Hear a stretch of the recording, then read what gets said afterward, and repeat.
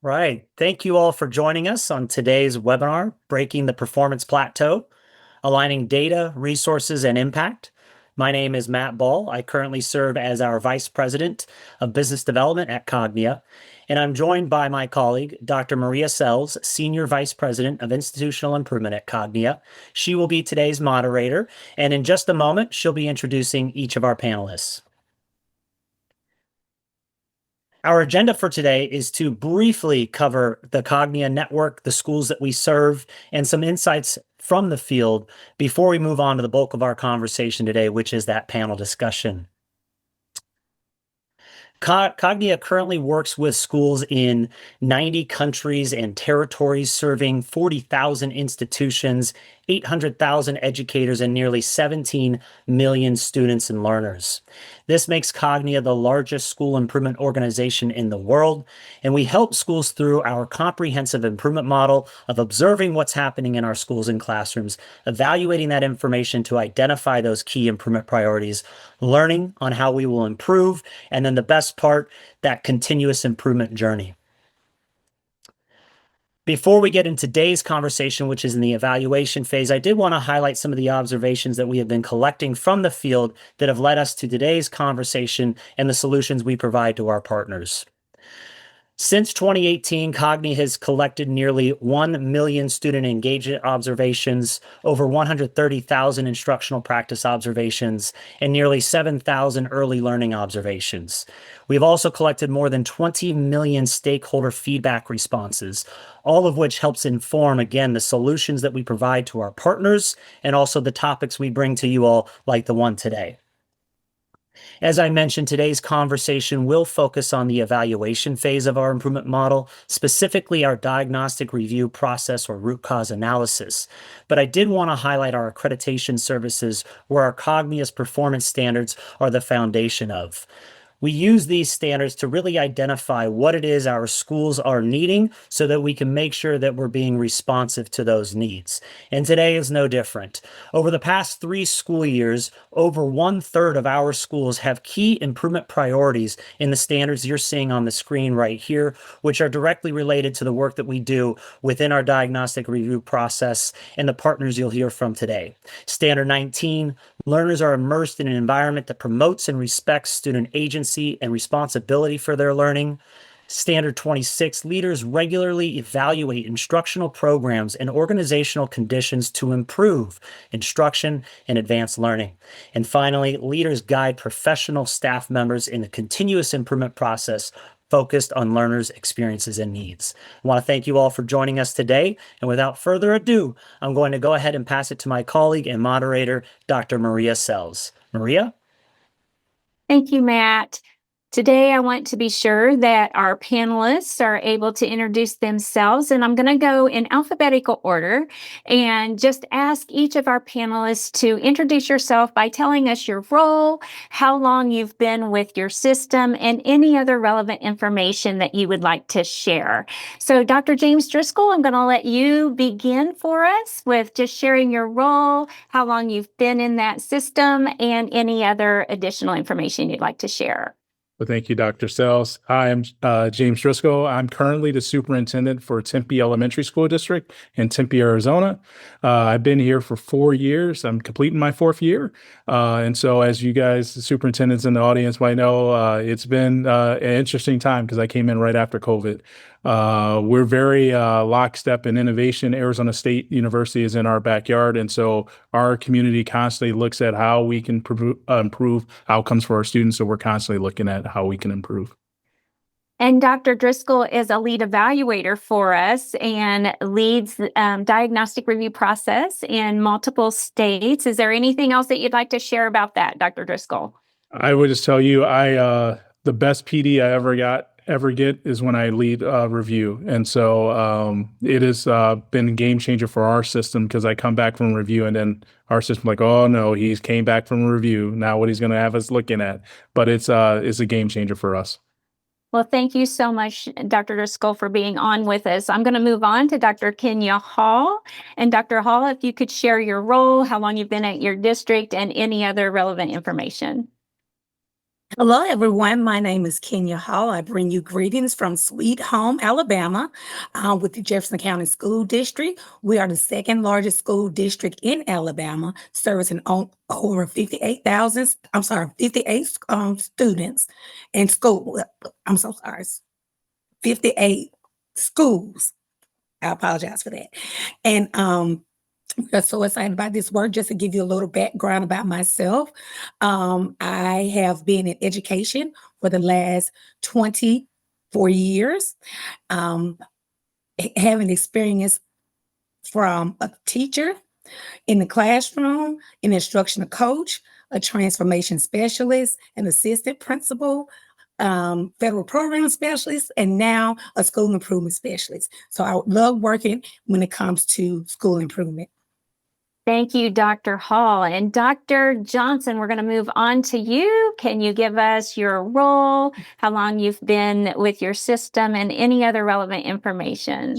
Thank you, Dr. Sales. My name is Sean Johnson. I'm superintendent of Clarendon County Schools in the Clarendon County School District in South Carolina. I'm completing my 6th year here in this system, but my 9th year total as a superintendent, and I'm completing year number 25 in education. So I'm happy to be in attendance today and look forward to learning from my colleagues.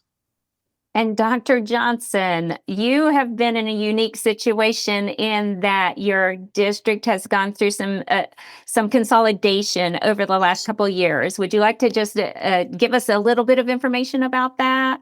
Yep, we're in year 3 of our consolidation for county consolidation. And we've used Cognia and the diagnostic review process to help with consolidation so that we can continue to move our schools and help students to improve. So it's been a challenge, but it's been a good challenge. And year 4, we hope it is even better. Awesome. Thank you so much, Dr. Johnson. And Dr. Peterson, Sarah Peterson, thank you so much for joining our panel as that principal perspective. If you would just give us your role, how long you've been with your system, and any other relevant information you'd like to share. Thank you, Dr. Sales. I am Sarah Peterson. I am principal at Hueytown Middle School in the Jefferson County School District in Alabama. I've been with Jefferson County for 22 years. I've been a middle school principal for 10 years. My educational background, however, is high school. So all of my educational experience has been high school, but all of my administrative experience has been in the wonderful world of middle school. So that was a big change for me. So I'm very excited about it and looking forward to listening and learning today. Awesome. Thank you so much, Dr. Peterson, for being here. Your perspective is going to be greatly valued for us. And I'm going to start with you as our first panelist conversation. The question that we have really revolves around what are those most common barriers to implementing change? And as a school level leader within a large district, what has this process helped you to overcome any of those barriers and build capacity as you've participated as a building level leader experiencing this process through the partnership that we've had with Jefferson County? Can you give us some reflections on that? Yes, ma'am, Dr. Sales. The common barriers to implementing change, first of all, is to realize and accept change must occur. One thing I always say to my staff is insanity is doing the same thing over and over again, expecting something different. Through this diagnostic review process, the feedback provides the local school, especially here at Hueytown Middle School, patterns and trends of deficits and the plan to address those big rocks. It identifies those big rocks and it provided us the plan to address those. So it gave us the process to identify those areas of improvement and the support and the suggested next steps to assist us with the implementation of improvement efforts. So it was beneficial to me as the principal, as well as to our district level leadership in aligning those resources. And it gave us a starting point and those next steps. Fantastic. Thank you for sharing that perspective of that school building leader going through the process. I want to open it up to any of the other panelists. Is there anything else that you would like to add around that, around how the process has helped you as a district or through your perspective to overcome any barriers for building capacity? Anything that you would like to share?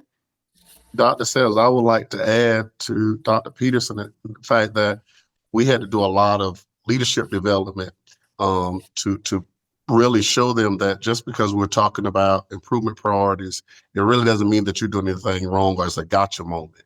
And so helping them to understand that these improvement priorities are designed to help you to improve, not to get you. And so one of the things we had to do a lot of development with our principals to get them to understand so that they can further lead their building, so that they can really impact the change and get the student achievement that we needed. Absolutely. Thank you. And Dr. Hall, did you have something to share? Yes, so I agree with Dr. Peterson that it does take builder capacity as well as Dr. Johnson. A school district our size, we had a difficult time trying to discover what that would look like, because our superintendent wanted all schools in our district to go under a diagnostic review. And so through our strategic plan, we decided, hey, we need an external thought partner. And we partnered with Cognia because it was already a one-stop shop for us, because we use Cognia for accreditation. We use Cognia for our e-proof surveys, various diagnostics, and so forth. So it was a one-stop shop, and it was also a platform that our district level leaders, as well as school levels, a process that they already understood the platform.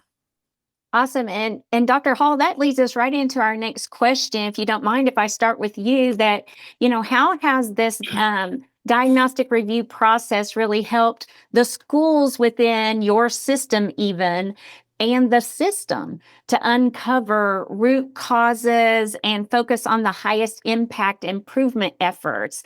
And what makes our approach different or distinct that you've noticed, or, through our partnership, how has that evolved over the years?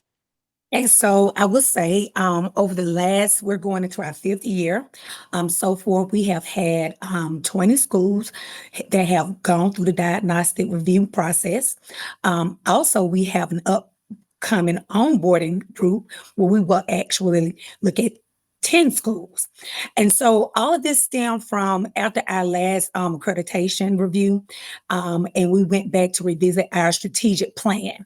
And from that strategic plan, we included continuous improvement, not just from the internal aspect, but also having those external supports. So we reached out to Cognia to be that organic lens, as Dr. Johnson said, and now I got you, because it was difficult for principals at the school level to build capacity with their faculty and staff, even though they noticed the root causes. However, having that external lens made the process more better, and we built capacity.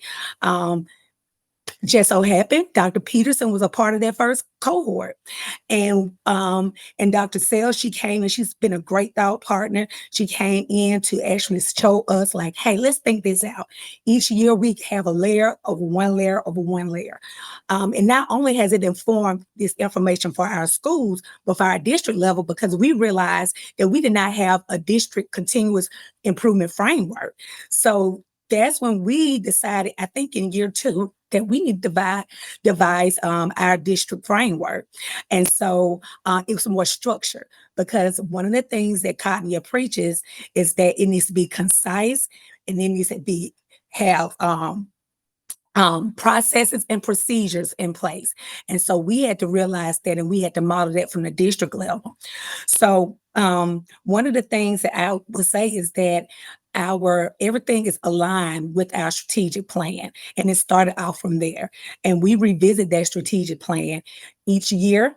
It's not a one-time thing or a deal or what have you. And we sit around the tables, even with our board members, to discuss the process when it comes to continuous improvement. So not only are they apprise to what's going on, but all of our stakeholders, and I don't like to use the word stakeholders, I like to use shareholders, because we want everyone to take responsibility and accountability for this process, even when it comes down to our parents, our community, and our students.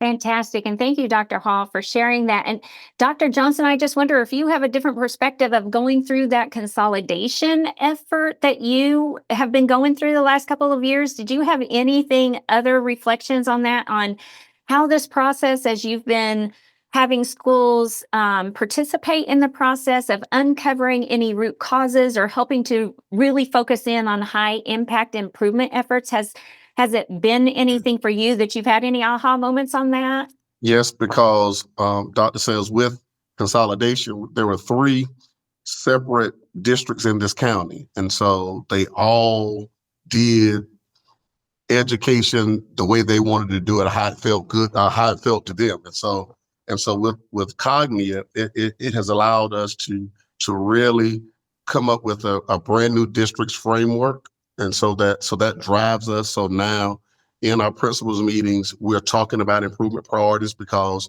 we make sure that all schools, some schools each year goes through the diagnostic process. So now everybody knows about improvement priorities and looking at what is the data telling you, and how can we use that data to provide and create systems that leads to improvement. And that helped us to have a unified or united instructional framework, pulling into 3 separate areas. Yes, And Dr. I've Johnson, noticed go ahead, Dr. Hall. I'm sorry, I just wanted to add to what Dr. Johnson just stated. One thing that's very distinct about Cognia is that it's not a cookie cutter method, right? So we realized when we were developing our CIPs, our continuous improvement plans, that all of the continuous improvement plans over 58 schools look the same, right? So we had to think of a way to make it more customizable and personalized for the schools. And so that is one thing that makes it distinct. Now, was it a process? Yes, it was a big process, because our district had been accustomed to another process before. And so now each school has its own continuous improvement plan, not just the district level, but their own customized plan. And those have been established through the schools, especially. They have gone through the diagnostic reviews, and they have personalized their plans based on those improvement targets that were identified. I'm glad that you brought that up, because that is exactly, with working with both of your districts, you're very different and very distinct, but I've seen commonalities come up, that the process has allowed you to have some common language and some focus around targeted improvement, just to have that common language, to have some more robust conversations, I think, around continuous improvement to ensure perpetual growth. That's what you're looking for, right? It's not that the schools were performing at a certain level, but you're always constantly looking at what's next and elevating those practices. And that's what I've noticed across both of your districts. So I'm glad that kind of came out in your conversation here around having the common language and moving forward together, and that the process allowed you to have those robust conversations as part of your continuous improvement process, what that looks like in your own individual districts. Like you said, Dr. Hall, it's not a cookie cutter process. We have a process, but the process is yours. And what does it look like for you where you are? And so the information you're getting through the diagnostic review process really is about informing conversations and helping to guide those conversations around what your improvement process really is. So thank you so much for sharing those ideas. So now, Dr. Driscoll, I'm going to come to you next, and I want you to think through and share with us, how does this process really ensure, because you're coming from the lens of being that lead evaluator, and you've seen schools and district level reviews in multiple states across the country. And how do you think that this process helps to ensure that resources are aligned with the greatest student needs to really have that lasting impact? What do you think, from your perspective of being that lead evaluator, seeing that? One of the things I think about is that all the systems and schools that we go into, they have missions and visions, and they have these aspirations. And so what I think the review process does is it takes those aspirations and it connects them with evidence. And so a lot of times we have these intuitions or traditions that happen, but in the data and stakeholder voice, the process brings that together and it gives that tie-in with a rigorous application of standards. And so all of us as district leaders and school leaders, we have competing priorities and we have limited resources. And so this process clarifies for us, what should we focus in on? And having that outside viewpoint come in, it actually helps us because a lot of times we all have people around our tables who want to advocate for their own. But when you look at the data and you look at the evidence, you say, what are we trying to do? What is this mission that we're trying to accomplish? And it's students. And so it focuses the attention onto what we will make the most difference for students. So Dr. Johnson had mentioned improvement priorities.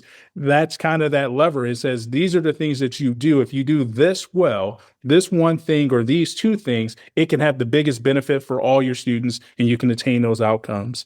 Another thing I like about the process and for schools is that a lot of times people don't like to share or tell their boss like, oh, we're doing this bad. And so it allows different stakeholders to be able to give their input. And then we have classroom observations. You shared earlier, over 1 million, almost 1 million classroom observations. Utilizing that and all that data, the diagnostic team shows the system, here's the strengths, here's what you're doing really well, but here's some systematic barriers that might be impeding you getting to that mission or vision that you're trying to accomplish. So it helps the leaders make decisions, not on programs, but what resources that they're using, what finance, what personnel or strategies matter most to getting the outcomes that they really aspire for.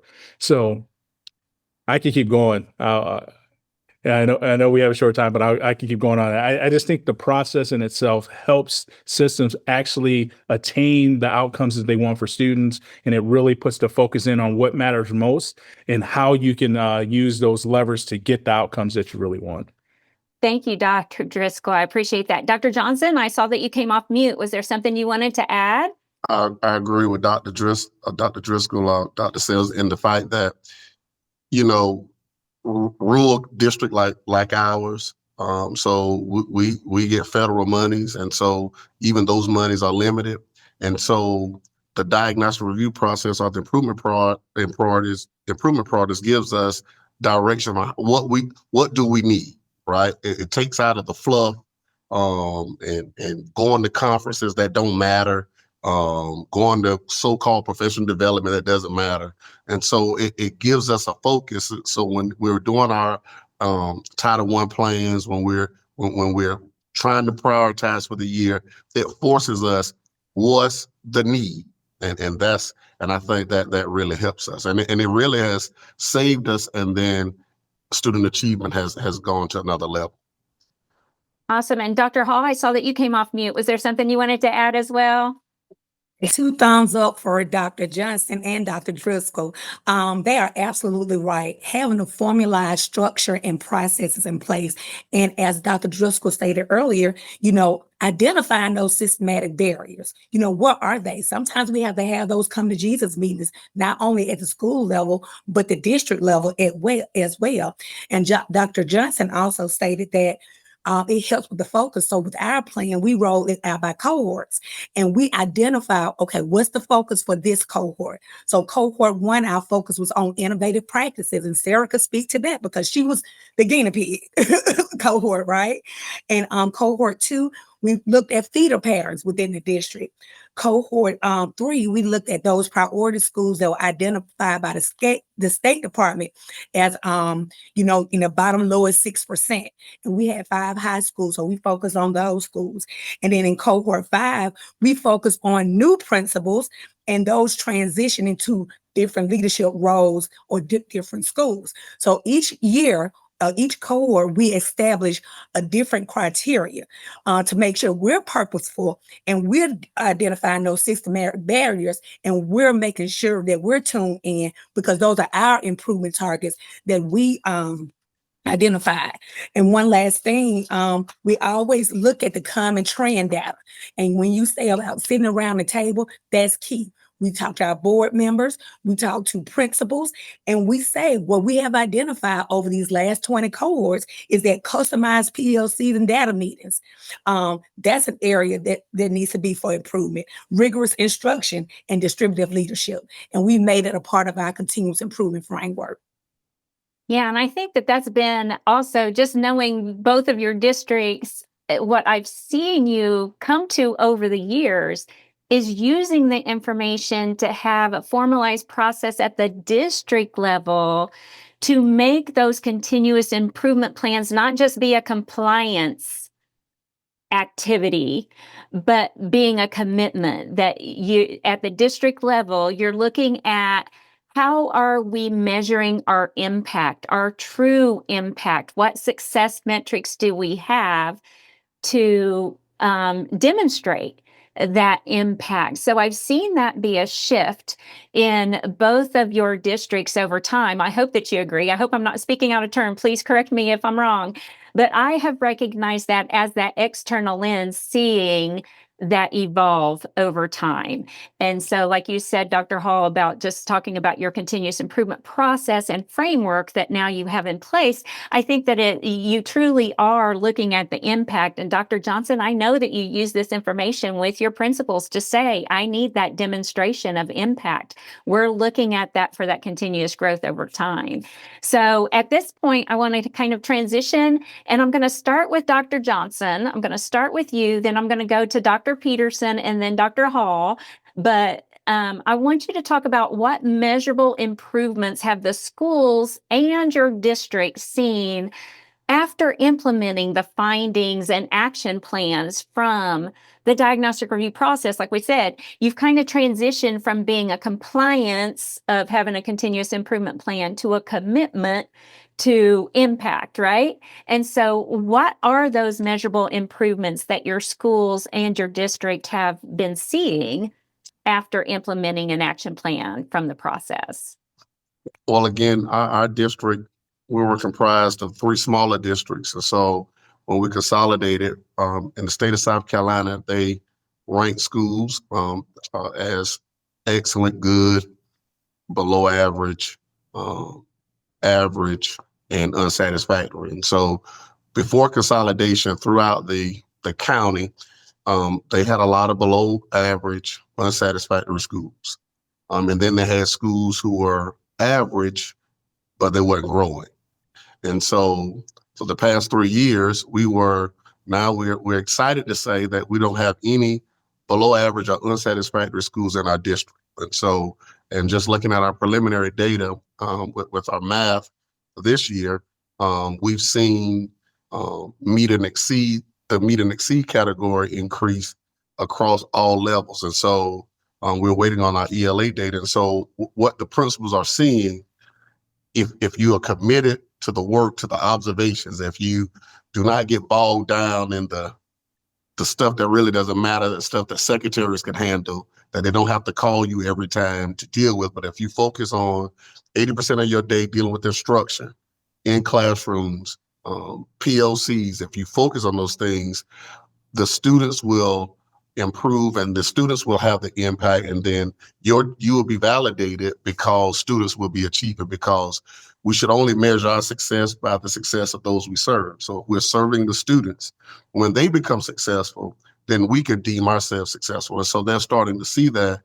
We still have some principles that we're still developing, but we can say that they are growing and the students are learning. And so our goal is to send a better product to 9th grade, because that's what we have to do. We have to send a better product to the high school. So if we can get our early childhood, our elementary schools to perform really well, then that's going to give us a better middle school product. And then I'll allow the middle schools to send a better student to the high school. So that's our goal.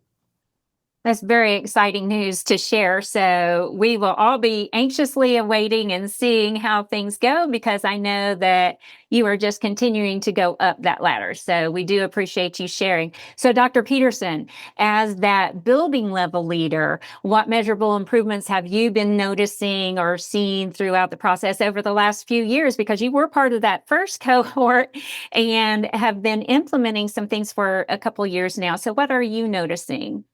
Yes, ma'am. Thank you, Dr. Sales.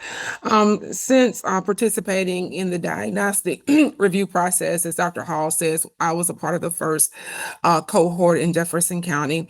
And coming to Hueytown Middle School, we had a report card score of a 66D, and we were labeled a ATSI school, Additional Targeted Support and Improvement School, where we had 2 designations performing or underperforming in our exit and EL population. Since participating in that diagnostic review, we went from a 66D to a 75C. And since then, we were recognized at the state level with the legislative school performance recognition program. We were one of 2 schools within our school district. And as I tell our teachers, it's one thing about improving, it's another thing to sustain it. So we've seen peaks and valleys because we're very diverse and we're also transient. So what we're looking at now is sustaining our progress. So we are still implementing that progress and those structures that we've learned from that process that we participated in years back. And this year, I must say, looking at some of the preliminary data, we're back on that success road, and we should see sustainable growth and academic success in those subgroups, especially within our EL population, because we are growing exponentially within that subgroup. So we are seeing successes that we're continually gaining from going through the diagnostic process. Absolutely. And thank you so much, Dr. Peterson. And I know you have worked extremely hard, because you're a true math person, that you're looking at the data, and you have helped all of your staff members take ownership and understanding the data points that you're looking at, and even on down to student ownership. So thank you so much for sharing. I know that that's been a process, and that it's something that you've worked very hard on, and I know that you're seeing the results from that. So Dr. Hall, from that district level perspective, again at Jefferson County, what measurable improvements have you noticed at the district level? Yes, so referring back to Dr. Driscoll, I think he stated that when he became the superintendent, it was right after COVID, right? And that's when I was in this new role as a school improvement specialist, 1-person department. Okay, so I was building the plane in the air. So, and I'm proud to say I like the fact that Dr. Peterson brought up about sustainability, because as I told you earlier, we add an extra layer. So this year, what everyone is saying is that, hey, it's a clear connection between the vision that our superintendent, Dr. Walter Gonsolin, who was also our National Superintendent of the Year, and Dr. Rush, one of our deputy superintendents of teaching and learning. One thing they could see, the development of the connection that they're connecting the schools vision and our district vision. And so I'm proud to say that as far as sustainability, this upcoming school year, and Dr. Peterson will be a part of this work, we have actually developed a steering committee, a diagnostic review steering committee, so they could be the ones that have gone through the process and have embraced the process, because guess what? Everyone has not embraced it. So I'm not saying we're way to go Disneyland. No, we're not, but the ones that have embraced it, we decided that we wanted it to be sustainable within our school district. And so Dr. Peterson, along with others, they will be a part of this new steering committee, where they will get mentorship through Cognia, have PLCs to ensure we're talking the same language. And that will be the internal support connection between our external support. Okay. And it's strategic and intentional. But I'm proud to say that out of the 20 diagnostic reviews, 16 of those schools have sustained, and each year they increase at least 1 to 3 points each year.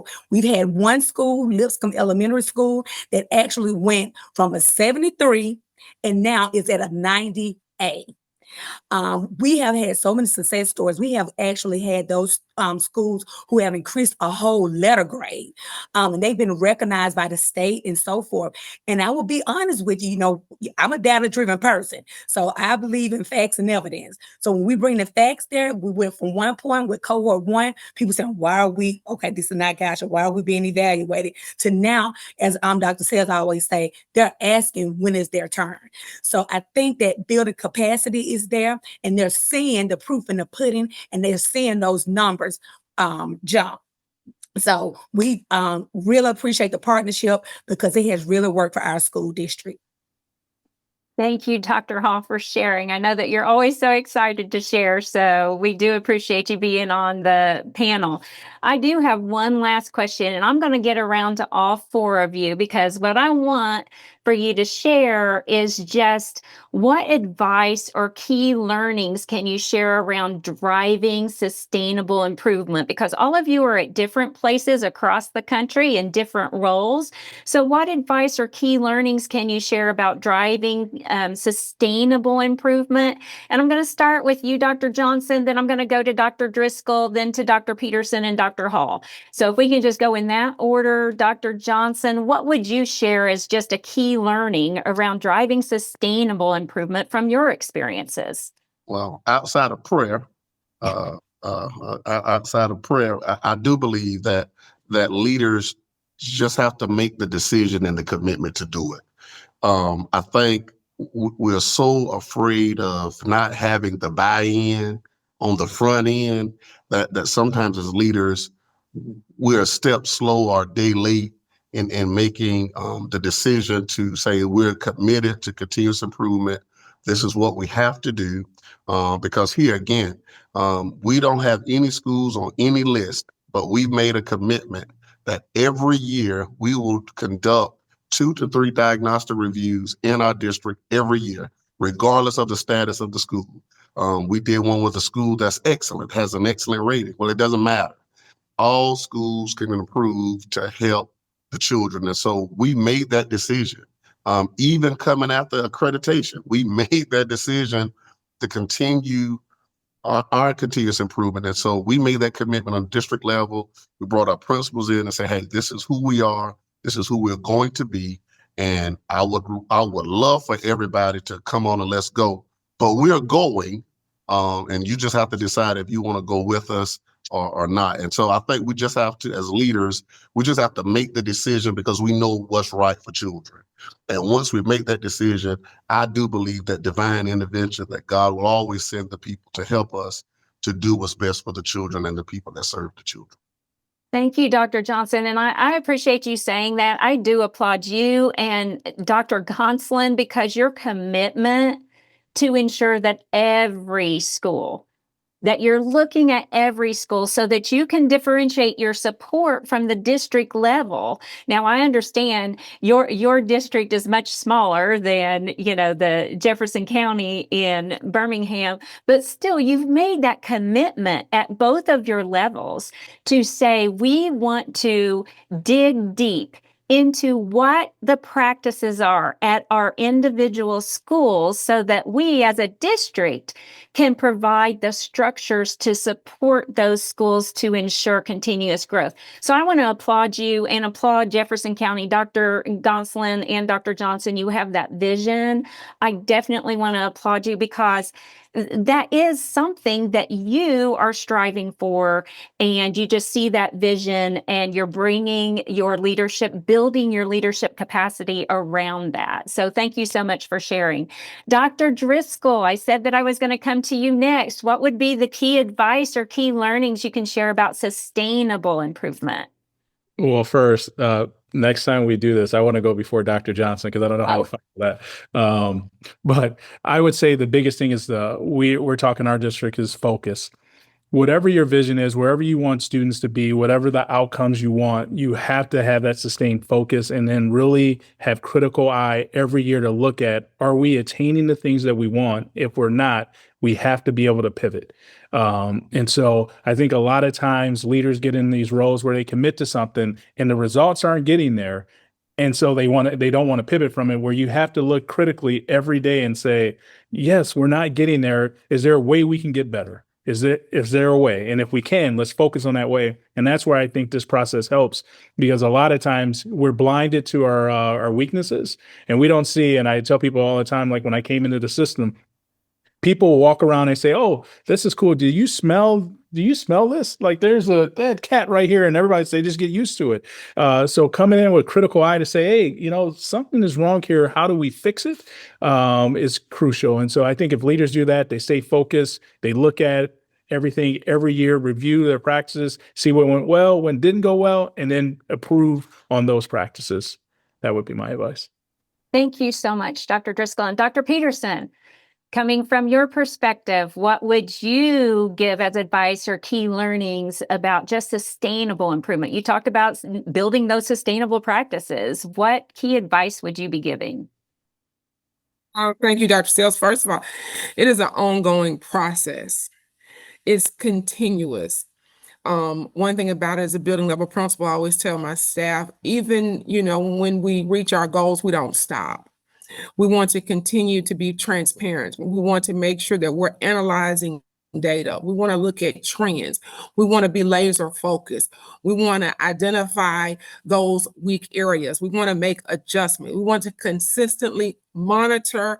We want to make adjustments. We want to make the necessary adjustments to do what's right for children. And I always say we can't keep doing the same thing expecting different results. So we want to always make sure that we're consistently monitoring, because it's a continuous, ongoing process. Absolutely. Thank you so much. And Dr. Hall, anything that you'd like to contribute and think through that as you reflected on that? Yes, I agree with all panelists.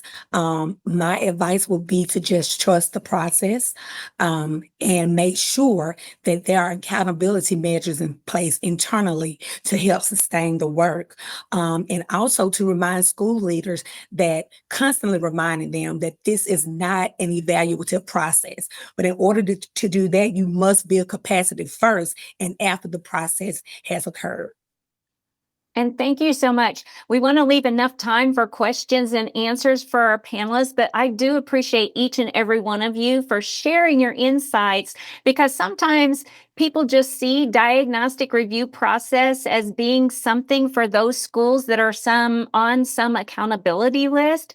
But both of your districts have committed to making sure that you're utilizing this process as something that is for continuous improvement, regardless of where your schools are falling in your state accountability model. And so that's why we wanted to really showcase the different perspectives here on this panel discussion, so that we could highlight that really it is about just continuous improvement, and the process that we partner with you as something that is building a process with you to meet your goals for your district or your individual school even. So Matt, at this time, would we like to open it up, or do you have anything else to share before we open it up for questions for our panelists? Yeah, I mean, first, wow. The pride in what we're doing is palpable.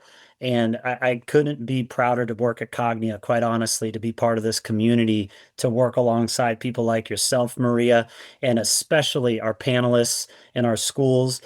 This is just a small sampling of all the work that we do. And it takes community.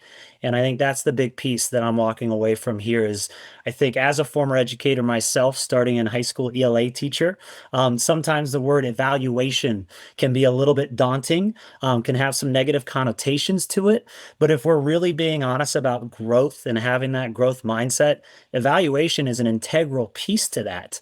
And I think that's one thing that I took away is the openness, the willing to improve, and to really look at what we're doing. And again, couldn't be prouder to be part of this community. So thank you, Dr. Maria Sells, and to each of our panelists for joining us today. We do want to open it up for questions. I did just want to close with just saying it really is all about continuous improvement for us. And we've seen that in spades here throughout the entire conversation. We really do hope that you will join us in transforming those opportunities into opportunities, because that is what it's all about, right? Is identifying those challenges and how do we overcome them in a meaningful and sustainable way. So for all that have joined here today, you can use the Connect with Us QR code to schedule a meeting to learn more on your own. You can also go to our website and using that QR code to visit and hear about the Jefferson County story and other stories like them on our website. I'm not seeing actually any questions in the Q&A, but I will say to our panelists, in case you were wondering, there were applauses, there was confetti, there were thumbs up. So I also want to just relay that, I mean, it definitely is resonating and that everybody is so proud of the entire community here and what we're able to do together. Because, you hear that all the time. It takes a village. Well, it truly does. And we're just happy that you're part of the community that we're all building here together. So thank you to our panelists and to our moderator. I don't see any questions, but I would just like. I see a couple of questions. Great. Awesome. Beautiful. Sorry. Go ahead, Maria. The first question we have was from Garrett, and he said, what was the most difficult step besides starting to instituting the CIP? So maybe if we go to Dr. Hall, because maybe this is spurring from you talking about getting that continuous improvement plan in place of having that framework. What was the most difficult challenge that you had besides just getting started, instituting your framework of building that out? Because that's been instituted over the last 4 years that you've recognized within Jefferson County. Well, the most difficult, I would say not difficult, but a barrier. Sometimes we have so much data until we get into the state of data paralysis, where we look at the data once or twice and then don't look at it again. But so we had to realize we had to be consistent. So quarterly, we had to meet, collect the data, and then through the diagnostic reviews, that's when we were able to look at those trends and customize our district CIP along with the school CIPs as well. I hope that answered your question. Yes, and also maybe Sean, Dr. Johnson, maybe if you might speak to this as well. I mean, in South Carolina, as you were building your strategic plan in consolidation, maybe that might be of interest to some people on the call of how that looked, of how you were able to move forward on aligning your continuous improvement plans across your district with the 3 districts coming together. Thank you, Dr. Sells. I think we were blessed in consolidation. The board that they put in place for consolidation before their actual election, they were so open to how could we make the county better. We know that people wanted to keep their identity because there are 3 distinct areas in our county. So we had to balance keeping identity versus coming up with a common goal or plan for student achievement. And so the board was so committed that when the community saw that all 9 board members were committed, that kind of helped, right? That this is the way we're going. And so our board chair at the time, he was able to speak the language, even in doing board comments. And so it kind of helped with the shift for us. And so once they were committed, people understood that if the governing body is committed, the superintendent is committed, then I probably need to get committed. So again, the hardest thing to really do is to do it, right? Somebody has to say, this is what we are going to do. And then we have to be committed to stick with it, even in the early stages, if it doesn't yield the results or the buy-in early, because we know that it's the sustainability that's going to bring the long-term success. And that's what we have to be willing to do. And so we also had a question. Thank you, Dr. Johnson, for sharing that, because I know that was an extensive process that you went through. And so thank you for sharing. We also had a question about a metaphor of what the process, a metaphor for it. And I often talk with people about, what a diagnostic review process really is. And it really is that. It is that process of diagnosing and going into a school and looking at not only what's going well, because you're really going, like if you were going to your doctor and you were having a checkup and you're wanting to see what is going on internally, and you're seeking that advice from that external provider and thinking through, what is it that I'm doing well and where do I need to focus my time, energy, and resources to continue to get better? And so that's really what it is really a group of individuals coming in and looking at the evidence of that impact of, if you are doing what you're saying you're doing, then you should be getting certain results. And if you're not getting those results, if there's a discrepancy, what is causing that discrepancy?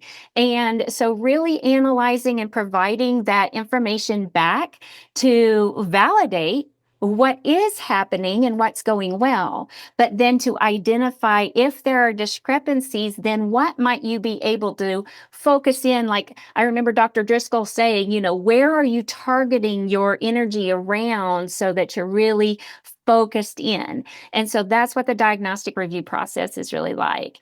And then it looks like we do have a question here that says, please share if you are Cognia systems accredited and how did the diagnostic review follow or coordinate with the process. And so I know for sure, I know both Clarendon County and Jefferson County are both systems accredited. And so Dr. Johnson or Dr. Hall, Dr. Johnson, let's start with you. Would you like to share about how that coordinated and how the information went together, or how that process worked for you there in South Carolina for your systems accreditation? Okay, well, I did something crazy when we consolidated. I went ahead and say, hey, let's get the district accredited, right? And so even while we were pulling it together, we said, hey, let's first year consolidation, let's go ahead and get the accreditation. So because I wanted to give the county a win, because with consolidation, everybody is not excited about consolidation. So we needed a win. And so that process, of course, it has changed in terms of accreditation, but they align in the sense that there are some things that are same standards, and there's some things that are similar. The difference is the diagnostic review is a deeper dive into the data, into what's going on at the particular school, if that makes sense. And so if I love accreditation, it gives us improvement priorities as a system, as a whole, what to look for and what we need to fix as a system. But that diagnostic review is where the rubber meets the road, because that's what's happening in that particular school at that moment in time. And so that I think that's the similarity and the differences for me. Awesome. Thank you, Dr. Johnson. Dr. Hall, is there anything that you'd like to add there? Because I know your system has gone through accreditation during the time that we've been partners for the diagnostic review process as well. Yes, and as Dr. Johnson stated, it is a mammoth task. So with that being said, that means that everyone had to collaborate. It's a collaborative effort. So with a school district as large as ours, we had to ensure that we were very intentional on planning and what that looked like. So when we receive the information back from our accreditation review, then we took that information and we looked at those indicators and to look at, hey, we need to address these in our strategic plan. And so that's the reason why we revisited our strategic plan. As Dr. Johnson stated, the diagnostic review takes a deeper dive, okay? Not only the external lens, but also the internal lens as well. And one other thing I wanted to say is another layer of that is that we also have progress monitoring reviews for schools that have gone through the diagnostic process. And we see, hey, we need to revisit this school and so forth. And that has been very helpful. So they have been using that information, like this is what was stated from your diagnostic review. Now we're conducting a progress monitor review to see, have this been sustained, or do we need to identify more priority areas or what have you?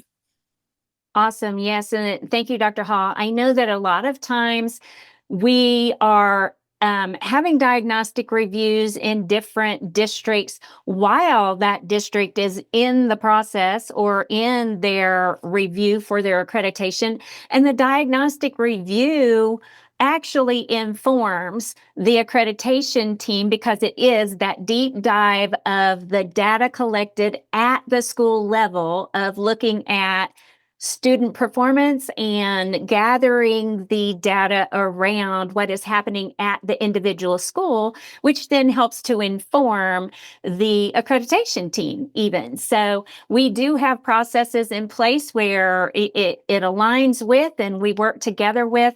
If you have questions about that, or you want to talk about how Cognia might be able to partner with you wherever you are around what your goals are for continuous improvement, please don't hesitate to scan that QR code that says connect with us. We will be happy to have a conversation with anyone around what that might look like for you, because like we said earlier, nothing is a cookie cutter. It's not just that, hey, this is the same. What things look like in Clarendon County are different than what it looks like in Jefferson County, because we tailor our services based on your individual goals and where you want to be and how we might be able to partner with you as that thought partner along the way. So please don't hesitate to reach out. If you have very specific questions, we would be happy to meet with anyone. Matt, we have 3 questions in the Q&A. Amy, is there anything that we haven't answered in there yet? There is a question from Monica that speaks to the panelists. She wants to know if they have any experience working with Cognia diagnostic tools such as strategic plans, SIP, and if not, what steps did you take to begin organizing shareholders to help with continuous improvement, specifically from a smaller private school community perspective? So in Alabama, so Jefferson County is in Alabama, and statewide, Alabama utilizes strategies for their strategic improvement planning process as a state. So Jefferson County, all schools are involved in utilizing Cognia, the Cognia platform for strategies around that. And what was the other question? I'm sorry, Amy. The other question was, what are some of the best ways to use the data to drive improvement? Anything that any of the panelists have? I know that we're running short on time. Anything that you would like to address for that question? I have one thing, Dr. Sales, just make sure the data you're gathering is useful data, because people gather a lot of data points, but you got to be very specific in the type of data that you're looking for that's going to drive student achievement, right? And so you want to be, too much data sometimes can be not good as well. So you want to make sure you have the right data points that's driving your decision making. And I'll chime in. I would say make sure you're utilizing the data to ask the question. Really, a lot of times we get all this data, but it's really the questions that we need to ask. So like if you look at your 3rd grade reading data, you might ask a question like, what did we not do in 2nd, 1st, or kinder to get us that data? Because most of the time, the problem for the 3rd grade reading might be in kindergarten. Did we get our students prepared in kindergarten going through the system? So we always talk about data as what is the questions that we need to ask from that data. And we also utilize the eProve strategies platform to house all of our evidence. We also have a data profile that each school has to complete, and we have beginning of the year, mid-year, and end of the year reviews. So schools have the opportunities to meet at the district level with their school teams, and they progress monitor their continuous improvement plan in eProve strategies, looking at whether or not it's on track, lagging, or at risk. So we utilize that tool to progress monitor. Thank you so much. I know we're running short on time. Amy, Matt, any last minute thoughts or information for any of our participants? Not for me. I think we've covered quite a bit. And to your point, Maria, definitely reach out to us if you have any additional questions. And again, a million times thank you to you, our panelists, and especially all those that chose to take time out of the busy schedules, including our panelists, to learn and to connect today. We hope we'll continue the conversation moving forward. Thanks again, everybody. Thank you so much, everyone. We really appreciate you.